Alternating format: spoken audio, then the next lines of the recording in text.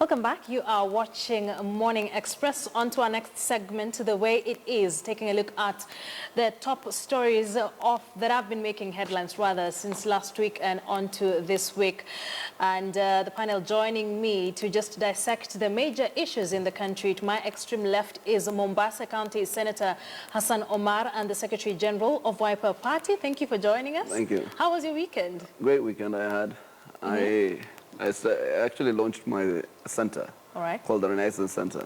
If maybe in our discussion, I'll tell you how it relates to everything that we're doing. It's a youth and center for discussion. I want it to be the most independent space in Kenya to speak about the most extreme of things. Anybody who cannot, stand democratic opinion will find himself really on the wrong side this time around.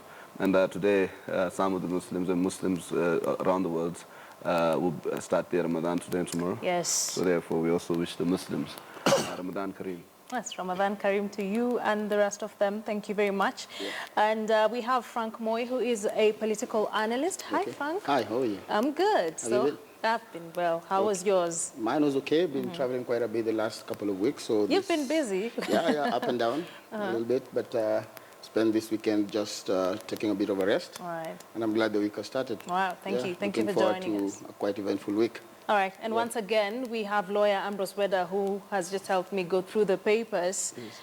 Yeah, I would just have you say a word or two before you go on. No, I'm okay. Yesterday I was at Rye Girls. Dry? Rye Girls. Oh, okay. The first Bishop of Maseno East was being installed. Saturday I was in Kisumu. After being bashed on Friday, the governor of Migori County of Bado was bashing me. You know, now elections are nearing. So you people made promises which you have not fulfilled. Now you find people to bash. You call, oh, this weather was done. This, I think they called some gangs, that they called some farmers. So it's bashing weather. Weather has not done this. Sony has not done that. Hey, I looked at that. So I was also praying for him on Friday. You know, one thing is the crescendo against governors, against us elected leaders, is legitimately expected to go higher now. Because, you see, you're in a phase. Yes. That's what elections are about. Yes. And election years are about. It's about holding you to account of the things not done and promises not kept.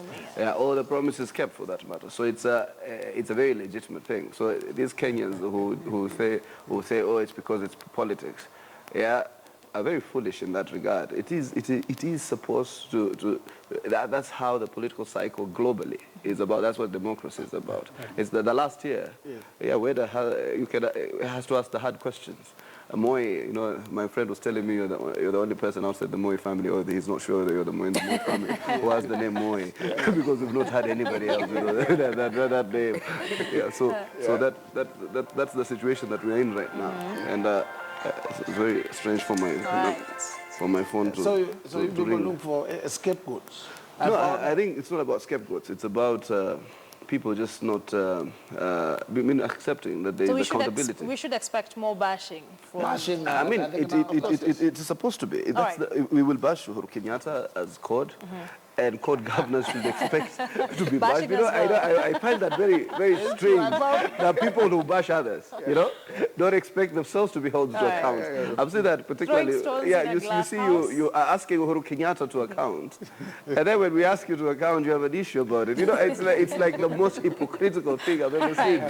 All right, gentlemen, thank you very much for coming in. And to set the tone for us, is it going to be a Machozi Monday? Is it going to be a Bloody Monday? That is something that we all do not know, but it will unravel as the day goes by. Let's just take a look at what was said yesterday by the police and Senators James Orengo and Johnston Muthama with regards to the IEBC, or to the anti-IEBC protests spearheaded by the opposition chord. But I would like to state clearly, we are not going to allow any demonstration. You are aware this matter is in the court. And on tomorrow, that matter is being had before court. And the court outlawed those demonstrations regarding IEBC. They're not in that business of trying to overthrow the government through unlawful means. Our methods are purely constitutional, purely legal. Hatuogopi, arudi nyuma, hatuogopi kifo, hatuogopi kukamatwa. We are being told that we will be arrested from our houses. Me, I'm waiting to wake up tomorrow morning and find police officers in my main door and ask them, what do you want? Are you looking for Mudama? Yes, here I am.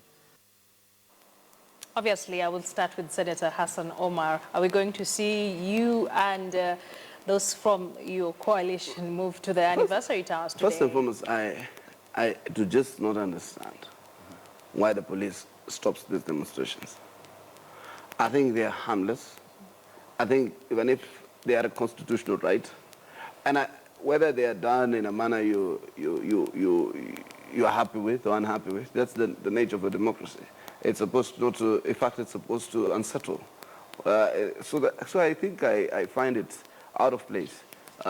For me, it's the principle that the right to demonstrate, that freedom is enshrined and guaranteed, and no president. Even when there's destruction of property? Not government. Pardon? Mm-hmm. Even when we have destruction of property, I think what you did, what as it was said, is if one notifies the police about a demonstration, the police then has the obligation or duty to provide security. And in the event that there is any destruction of property, then the police have a legitimate right in terms of that protection, because they don't only protect the demonstrators or the protesters or the rally goers, they also protect the properties and the lives and the freedoms of the others who might not be part of those demonstrations. So it is for them to apprehend those particular individuals and then prosecute them for that destruction. So are we saying that the police don't really understand the law, because for the Nairobi County Commandant to... I think they choose the path of ignorance, which I think is extremely fatal. I think it's not adding no value to anybody. I think they should allow the demonstrations to go on. They should protect, and these demonstrations are often, they're peaceful until when a tear gas canister is lobbed. And then I've seen also, they also definitely the opportunistic kinds of violences that we see time and again. People who are not even there for the demonstration. The guy who was beaten up was actually there, I think, to steal. He actually confessed that he was not there for the demonstration. So I think there are those people. I was told by a friend who worked in the intelligence during Moi's time, that during those times they will actually proliferate those demonstrations with thugs, so that as the demonstration goes on, a few people vandalize. So the minute people start seeing stones on their windows and destruction of their properties, so then you discredit the legitimacy of those demonstrations. Is this what is happening? Do you feel like you can't rule out you can't rule out the diverse dimensions to this demo, because if you look at the rhetoric also from some of our colleagues from Parliament in Jubilee, you look at it and you hear what they're saying. It points towards the fact that they will try to delegitimize whatever is going on. Frank, do you think these protests are illegal? Okay, in as much as the police have outlawed it, I think I'd rather use that. I think, in my opinion, it's unnecessary. Because we look at, we have a right to picket, yes, but at what cost? We look at what is the cost in terms of the economic downturn as a result of this.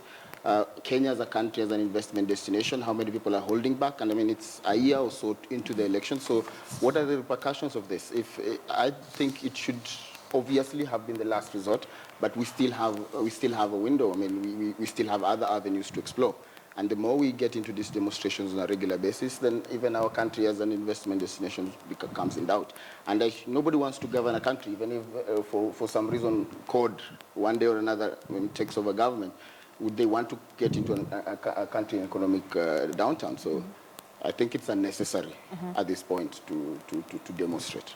The Kenya Private Sector Alliance says that in the past 3 weeks, they've lost about 80 million Kenya shillings. Ambrose Weda here says that he thinks it's more than 80 million shillings. Yes, 80 million, in my opinion, is very conservative. I think that could only be probably the businesses around anniversary towers. But when you look at the bigger picture in terms of people who held back investment, people who are now considering alternative destinations for investment, and people looking at, Eastern Africa was rated as one of the fastest growing economies in Africa, the region.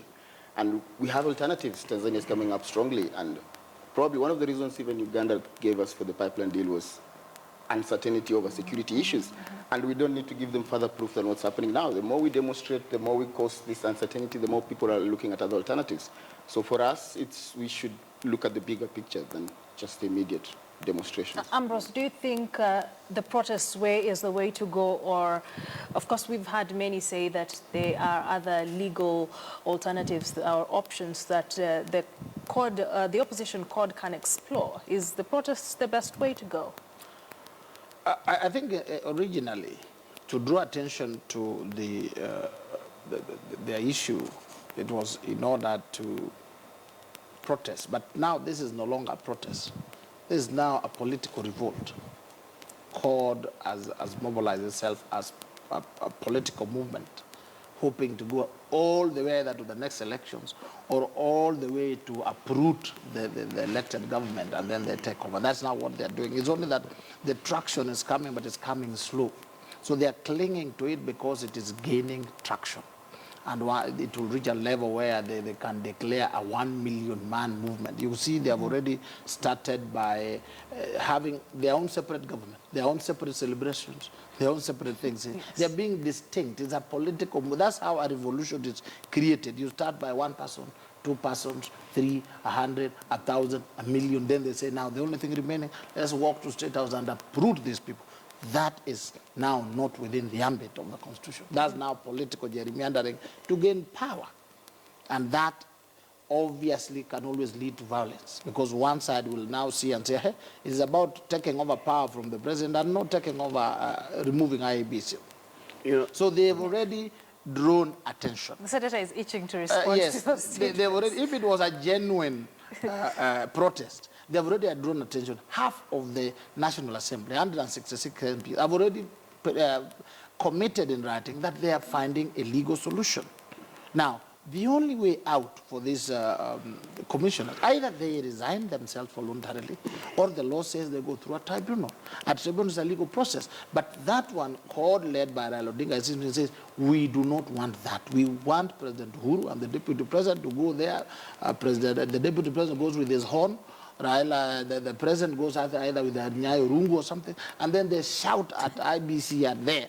Now, that one, the President will be acting, the Deputy will be acting illegally. That's why they say, let us follow the law. The law is you go through a tribunal or an amendment in the Parliament, or the commissions resign themselves. But these people do not want that. They actually want power. They are just using now IBC to go around as they gain traction. Senator, and once they gain is traction, that what's happening they want here? to toss out the current government. I think what's happening is whether in the Jubilee ilk is spreading a situation of an atmosphere of fear, you know, that there's a revolution coming up. And after all, the power rests in the people. The people have the ultimate, you know, power to replace government democratically. So is that a possibility? To replace government democratically. There's a democratic avenue for replacement of government. And every election is a revolution, by the way, because hopefully one is able to usher in a new spirit or a new leadership. And for us to try and create a security crisis, so I have a lot of respect for my brother Frank, but to try and link demonstrations to creating an atmosphere of insecurity in the country, it's stretching the imagination a little too broad, in the sense that I don't think a tourist or an investor, if he knew the country was a democratic republic and he knows that the police excesses are more likely to create a lack of confidence in government rather than a demonstration by the opposition ranks. The American public is demonstrating every day. It's demonstrating against Donald Trump. It's demonstrating against everybody and everything.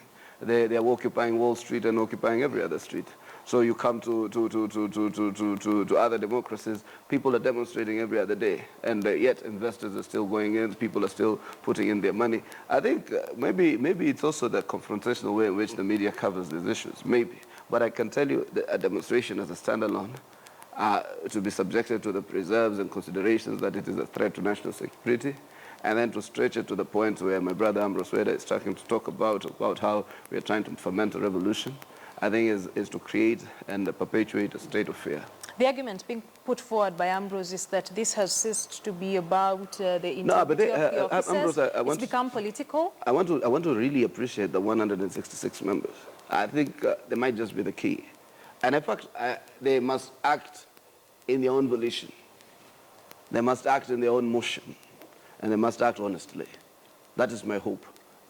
Because I think if these 166 members, I heard one of the analysts here saying on television yesterday, they didn't even need to sign any petition.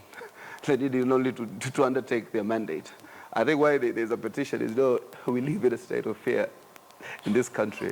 Jubilee doesn't know what its bosses want. The court doesn't really know what the impact of doing or not doing. So that is just an appendage of courage. That I'm a reaffirmation that I'm courageous enough. Young people are living in very difficult times politically here. I can tell you that's why I launched this relicense center, so that people can just save it as it is, out there. Young people will express an opinion, and it is taken that he has shattered or she has shattered a political career. And the opinion is so legitimate at times. And therefore, we need to protect and preserve our democracies, even internet.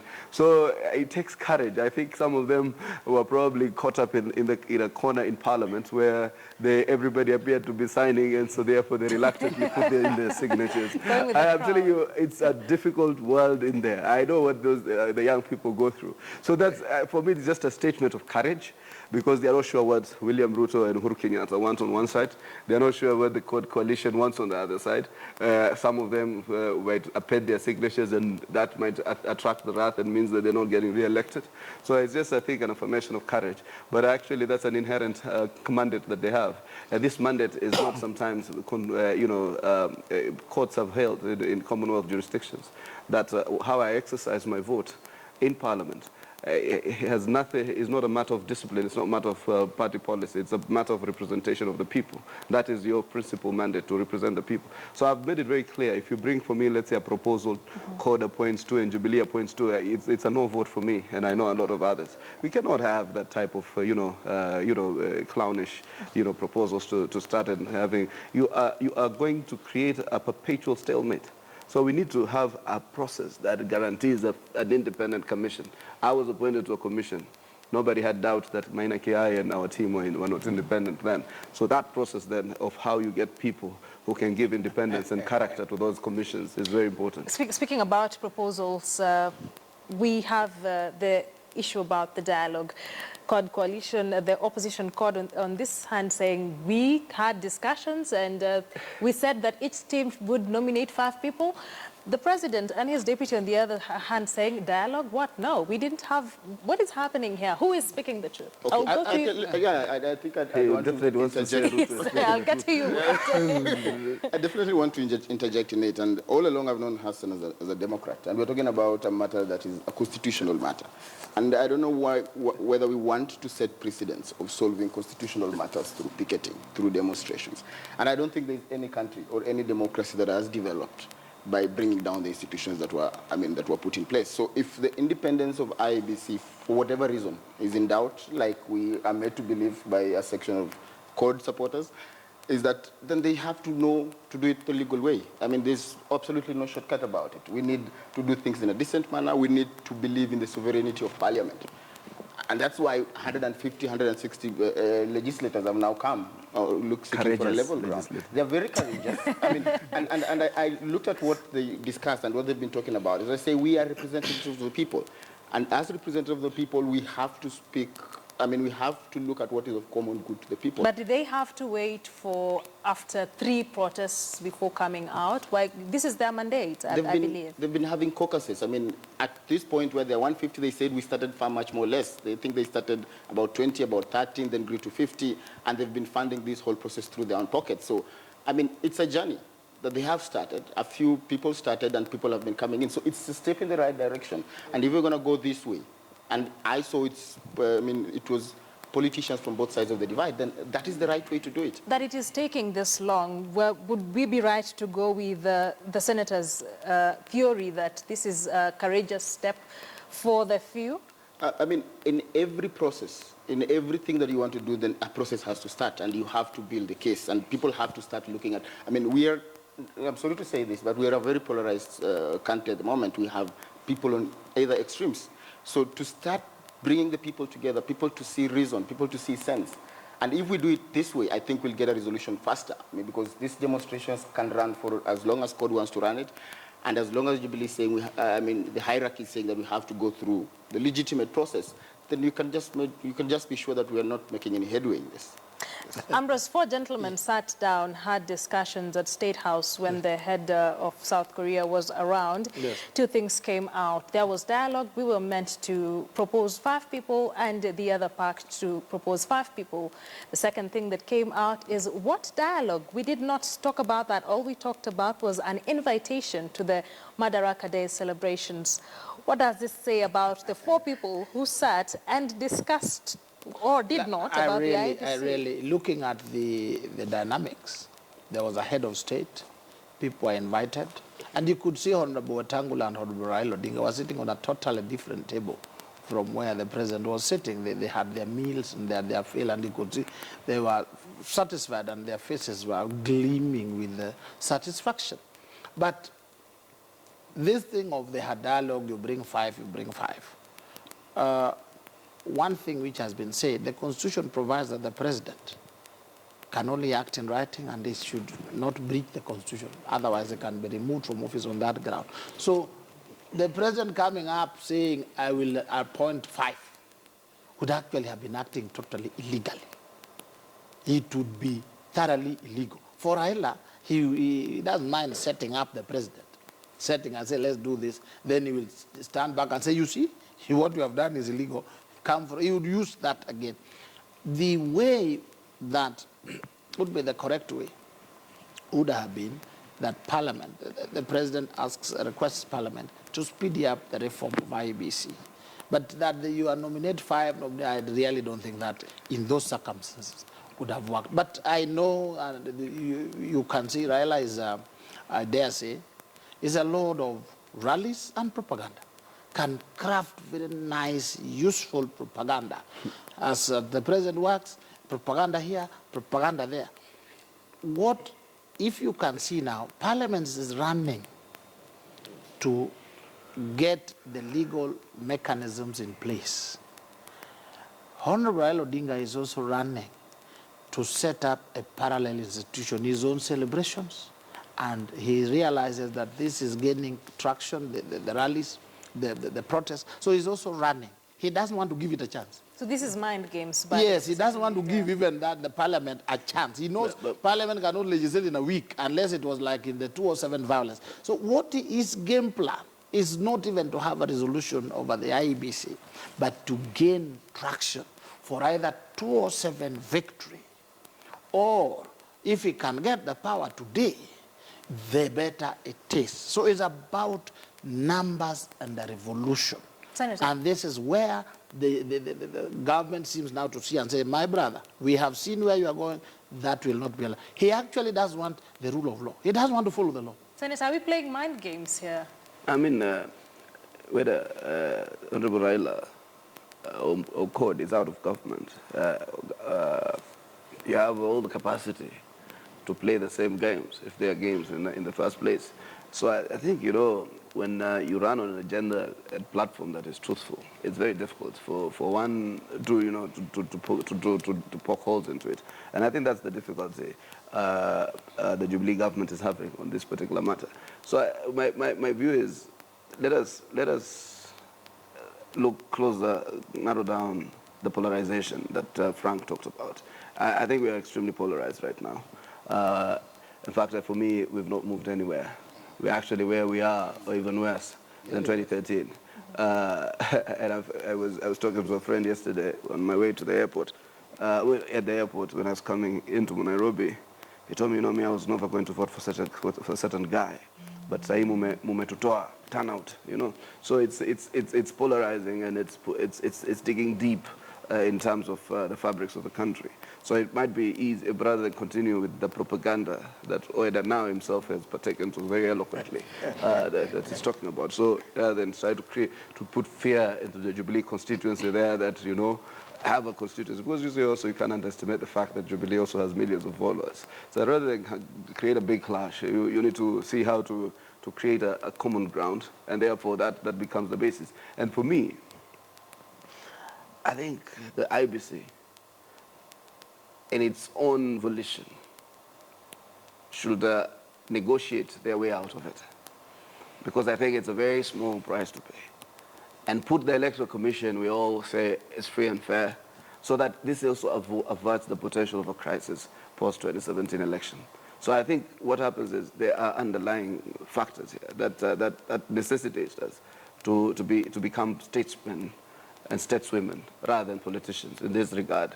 So I think that statement of courage is that statesmanship that 166 members want to take. And I can tell you, once we have 166 members, that list will grow to 100, 300, 350. You see, you remember my brother Uchieng, despite all our opposition to his motion to extend the life of Parliament and shift the date of election, it just lost very narrowly, the constitutional amendment. And I can tell you, we were in a code PG and told our members not to vote for it, but they still voted for it. So I think what we need to do is to ensure that process.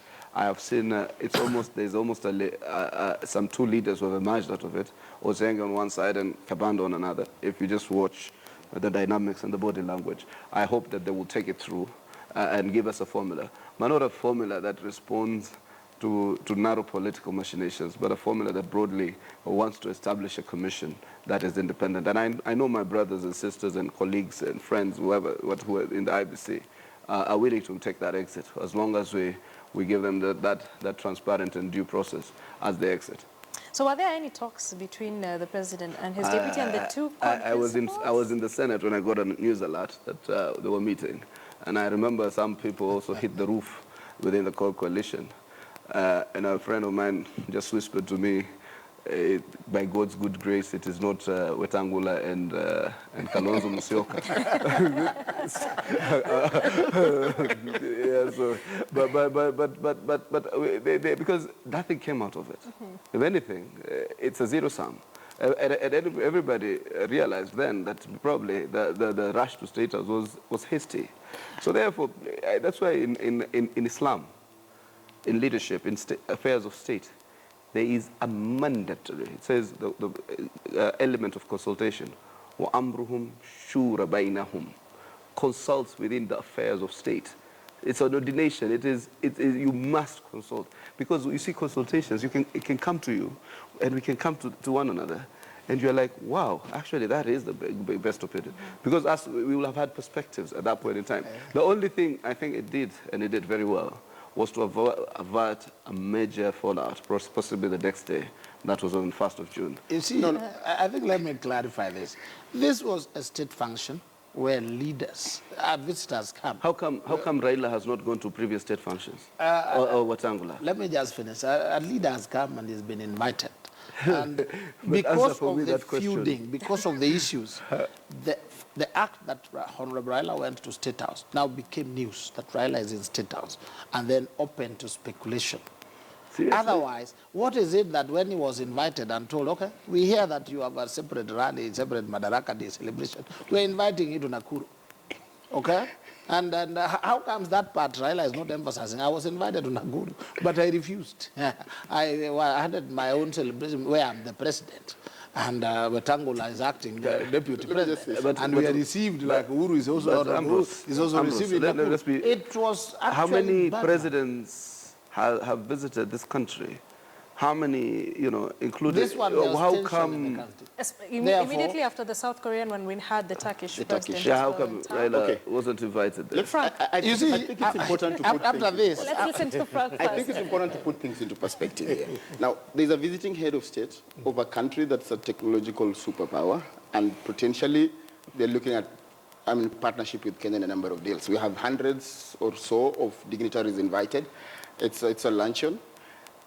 how can you just discuss weighty constitutional matters at this point? Contentious. Well, yesterday evening on Checkpoint with Yvonne Okwara, we had Onyango Olo, who is the Section 4 TNA, and he was saying that those were talks that were done on the corridor as they were leaving. So he doubts whether there was anything substantial that came out of those talks. But you see, the people who are such the decisions people made who along are, the corridor? listen, the people who are talking about that, the truth is, Jubilee Mandarins.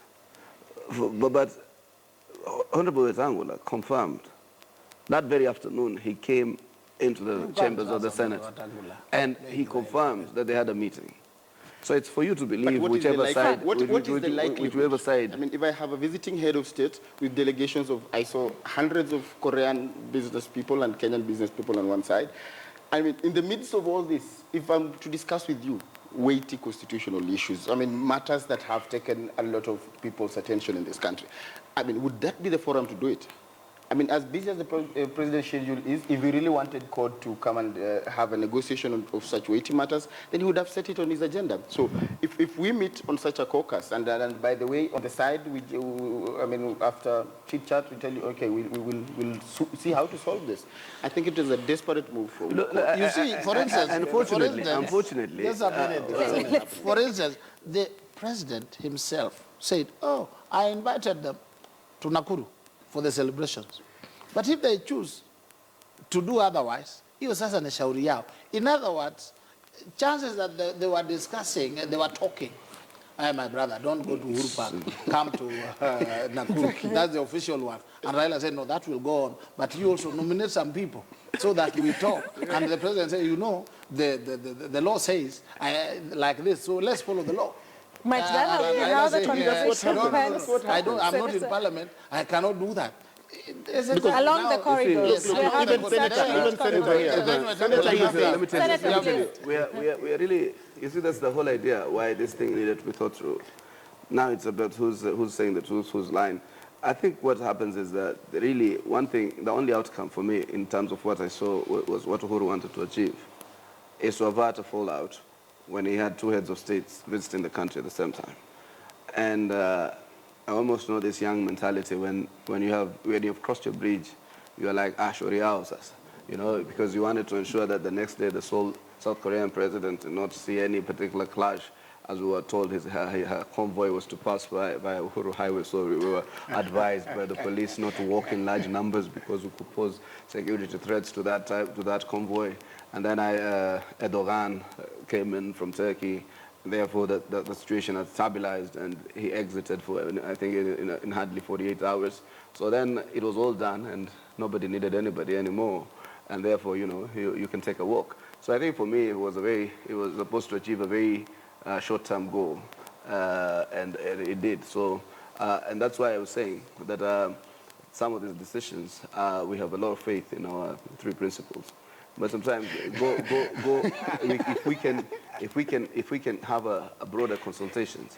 I remember what was on the social media was about it, and the young people in the Senate, you know, saying that if I was the one who was even seen talking to Kindiki in a corner, it would be called a mole. We've created a very sensitive, very dense, very sometimes uninteresting political climate. You know, you say something that the persons are not palatable to, they call you all kinds of things. They don't realize that some of us are practicing Democrats. We really don't care.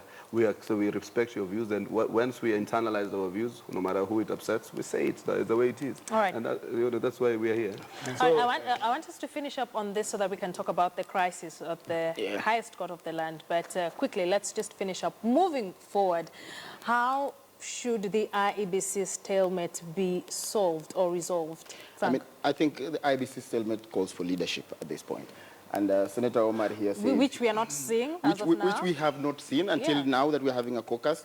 And for my good friend here, Senator Omar... You don't believe we've shown leadership? Not as ought to have shown. Selfish leadership now. And for Senator... selfless leadership. It calls for a bipartisan approach. And for Senator Omar, whom I've known for so many years, to say that he's a practicing Democrat and a lawyer for that matter. And now he says that, I mean, he doesn't think that we should go through the legal way I think Senator Omar and your team, it's time you step up. But we say these are parallel processes running concurrently to one another. All right. But we don't need Ambrose, demonstrations moving for this. forward, Ambrose, Moving how forward, do I first and foremost think that the first key, the ignition key, is in the hands of my classmate and brother, Isaac Hassan. For the sake of this country, for the sake of the people of Kenya, not for anything wrong he has done, not for Raila demos or Raila become and declare himself president at Uhuru Park also, just for the sake of people of Kenya.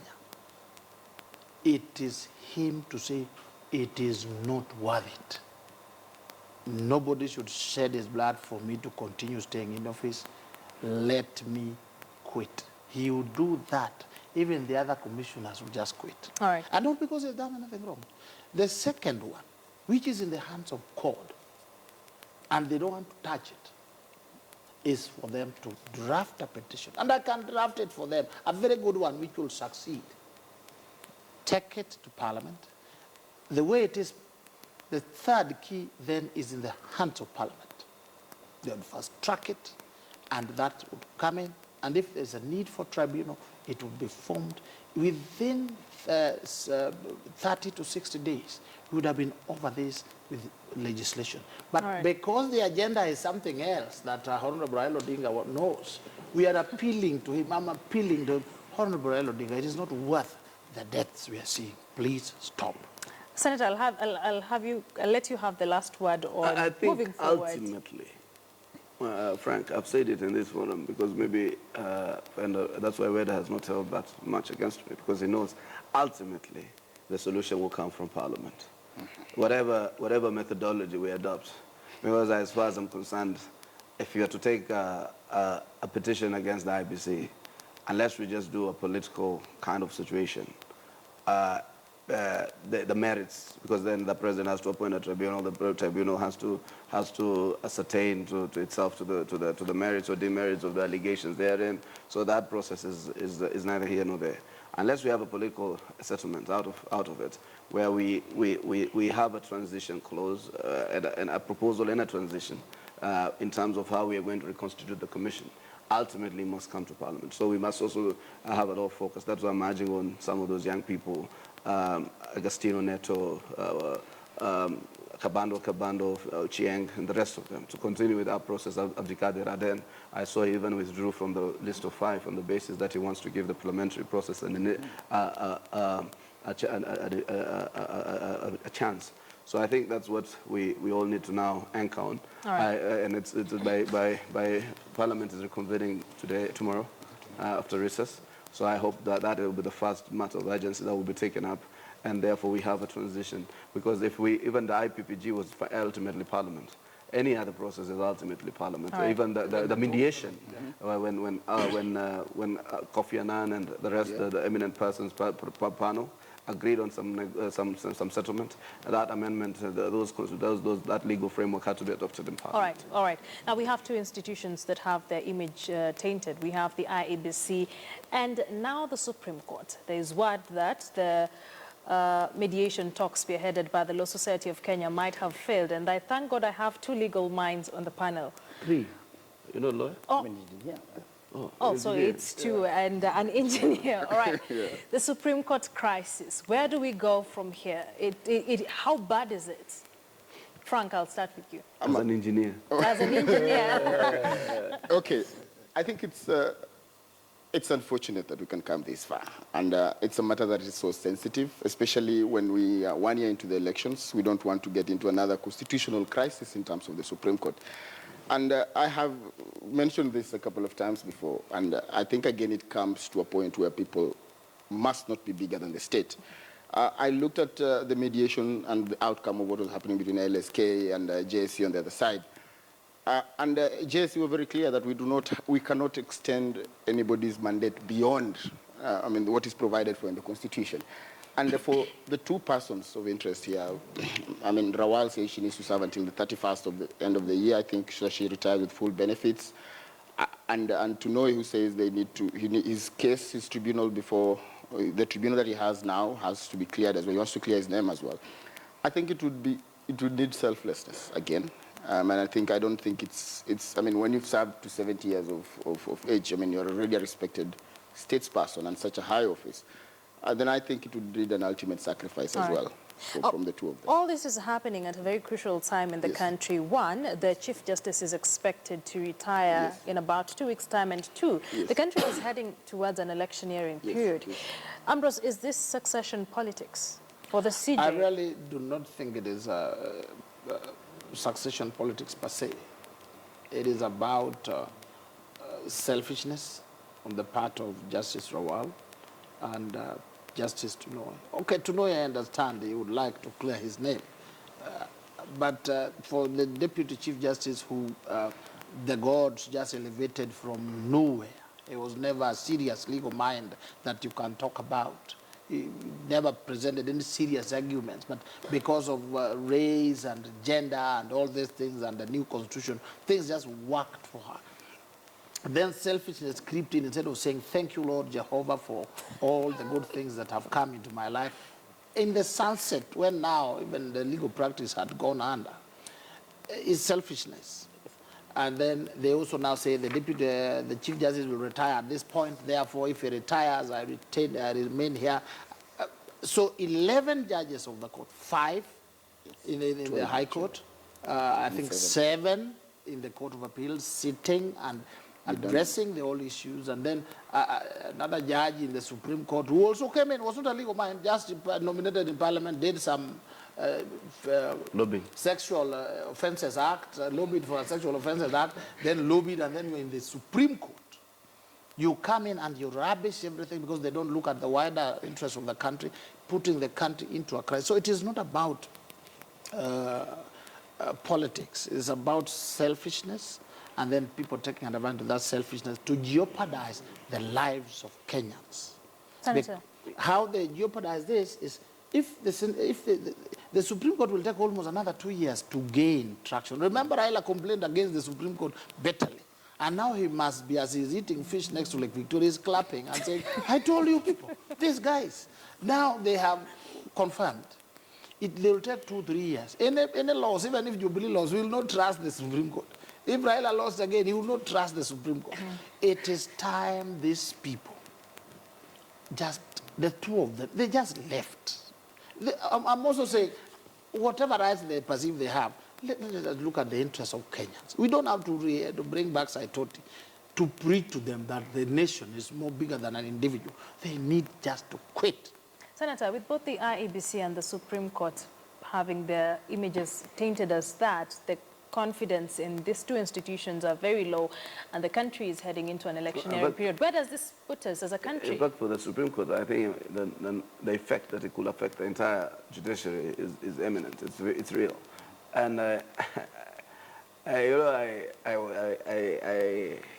I had imagined Supreme Court judges to be these men and women of certain wisdom who can write an arbiter.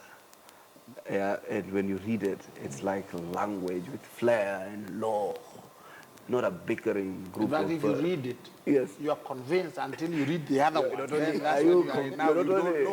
You're convinced and converted and, you know, inspired. No clue. You know, people who you see them with their pens and their little, you know, that was my you know, it means that you have come in at the highest pinnacle of your legal service, that there is really nothing else. You know, that is your ultimate contribution. It is the exit. See, you know, landmarks. yes, You know, that's why in the US they call them the 9. Yes. 9 individuals, and as you exit, you know, and it's like, you know, there's discourse. And in the US, yes, they're the most respected. Yes. So what happens? What happened is when you come and start saying your retirement age is 74, you know, I have massive respect for Justice Rawal, massive.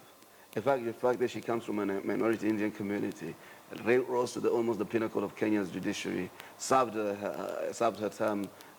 I think it's time to exit. I mean, I believe she was appointed under the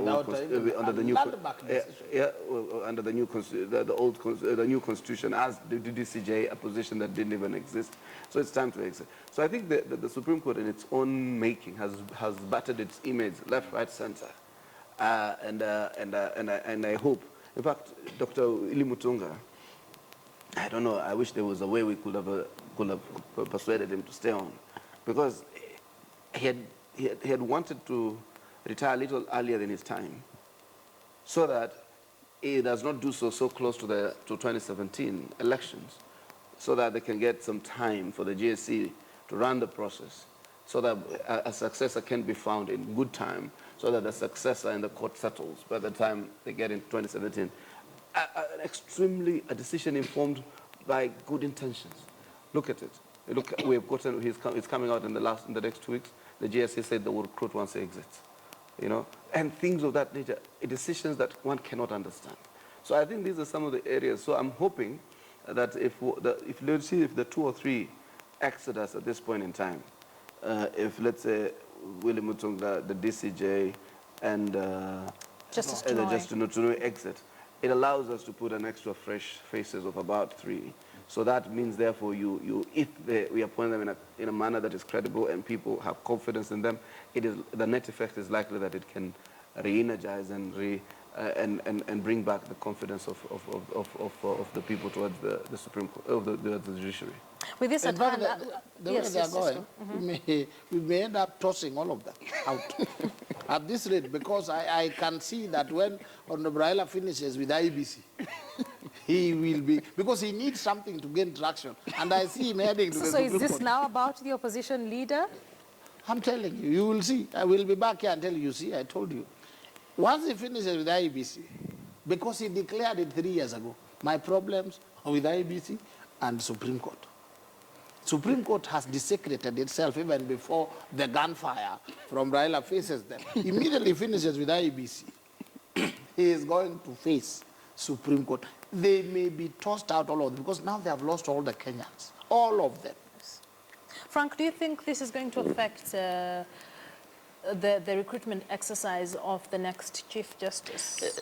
Exactly. I mean, just how this entire the turn of events, we are very precarious now, because, like Weda just said, people are beginning to lose faith on what should be the best of the best, what should be the apex. And it's sad that a year or so into the elections, we are having such kind of problems. I mean, if people do not have confidence, first of all, we're seeing what's happening with IEBC, and then we're looking at what's happening at the Supreme Court, which, in case of any dispute, they'll be the ultimate arbiter for this. Then we can only be setting ourselves into a very dangerous path. I mean, we should by now be fine-tuning. I mean, things to do with the commissioners, the commission should be set.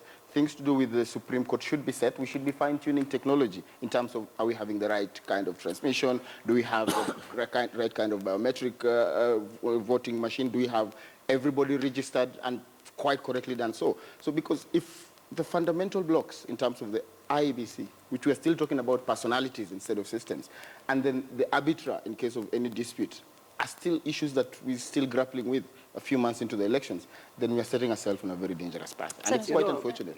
The problem, and this I have to tell some of these Kenyans as much as it will annoy them, there are Kenyans out there who are extremely men and women of good character. People who are known to be honest, they are known to have the interests of this country at heart. They have sacrificed for this nation, and we know that if they were given political or public offices, they will discharge their mandate with distinction. They keep away from this positions or these appointments or even elective positions, and then spend a whole 5 years complaining all the time. Good men and women out there of Kenya, come into this space. It is a zero-sum game when you remove some of these people you want and replace them with others of similar ilk or even worse.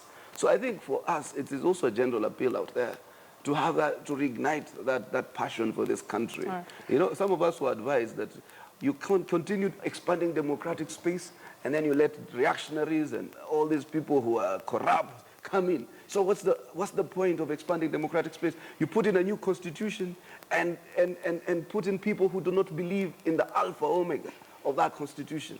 So I think it's important that people who believe in these issues, people who have an internalized this, where are all these democratic vanguards, the front line, defenders of human rights and constitutionalism, the ones who fought for the expansion. Why are they not coming into positions of public office? Why are they not seeking elective positions? I might want to complaining? interject this, what Senator Omar is saying, and it's a very nice appeal when he puts it that way. But, I mean, when positions, if you want to attract the best of the best, then you have to have systems that are respected. I mean, if I can be, for example, a very good commissioner, and I'll be hounded out of office for political reasons. If we must build strong institutions, then we must build strong institutions and respect them. But if you want the best of the best people to come, and then you eject them through a political process, then you're destroying their career. But these institutions are built by those people. That's why I'm asking them, when you allow the kind of people you elected as members of parliament, as governors, even some of us as your senators, and then you lament that, if you are reasonable people in parliament, you will not eject people on account of a flimsy, petition. You will not hound people out of office. It's happening at the national level, it's happening at the county level. So these institutions are created by people. So I'm asking those people to come in. There must be a full takeover by progressive elements. Well, sometimes when they come in, it's rosy language and a facade of who they purport to be. Staying the cause is definitely a bigger challenge than even coming into it. So therefore, constantly, there's a struggle between principle and the context that you operate in. But there is nothing wrong for you to be in the minority, to continue agitating for these, sometimes, what I say, pontifical positions, these puritanical positions, so that at least there is a conscience somewhere, that there's a barometer, there is a gauge. And I can tell you, I personally believe where there is no corrupt, he does not steal. And so he probably will make a better he can make, potential is there, but like every other, is the political angle of it. Listen, that's just in a light touch. When somebody says he has potential in theft, it's just joking. And so when he comes in, he's probably going to be a better Jubilee legislator than a number of other Jubilee legislators. All right, but to sit in your comfort space there is not good enough. All right, as we wrap up, final words from all. Yeah, I just want to interject one thing that Hassan said. I mean, if you ask the best of the best to come, and they're serving, we've had issues with IEBC, Chicket Gate, for example, and so many other things. But now we want to say, it's getting to an extreme point where we're saying all of them have to go. Where I just said now, the Supreme Court problem probably might get all of them out of board. So, why should we get people to pay the price that probably they do not commit these ills? So I think we strongly need to build institutions that we can have trust in, that we can believe in, and if they're supposed to be independent, then we should have minimum political interference. So which way for the Supreme Court? Mediation or? No, I think because there are a restricted number, mediation was just wasting time. They are all nearly conflicted. They just have the courage to continue conflicting themselves, but at least let them render a decision, whether wrong or right. But the correct way would have been for the two, Rawal and Tunoi, to leave, as the others prepare also to leave because they have performed below average. I plead with they have performed. Now look, he started to abolish the same institutions. Exactly. To protect. And it's a team. It's not the institution. The Supreme Court remains. It is only that the people who go in there, let them go in there to serve, to be ready to die for the people of Kenya in good service. All right, good. I think gentlemen. Despite that I disagreed with Willie on one or two issues fundamentally, I think he's performed fairly well. He's exiting with his shoulder high. So there is space for few good men and women to come in and revolutionize, because it always starts with a few. All right, gentlemen, Justice we'll Willie have to Mutunga wind will be up remembered now. for being, he has created independence of the judiciary. Is one Chief Justice who has left people to do and rule as they want. That one will remember. Well, Mutunga's track record is something we will definitely discuss. Next week or even this week at the end of the week. That is something we will definitely discuss. But thank you very much, gentlemen, for coming in. In studio, we had Senator Hassan Omar, Mombasa County Senator. We had engineer and political analyst Frank Moy and lawyer Ambrose Weda. Thank you very much for coming in. That was The Way It Is, just taking a look at the top stories, top issues that the country is handling right now. That is the IEBC and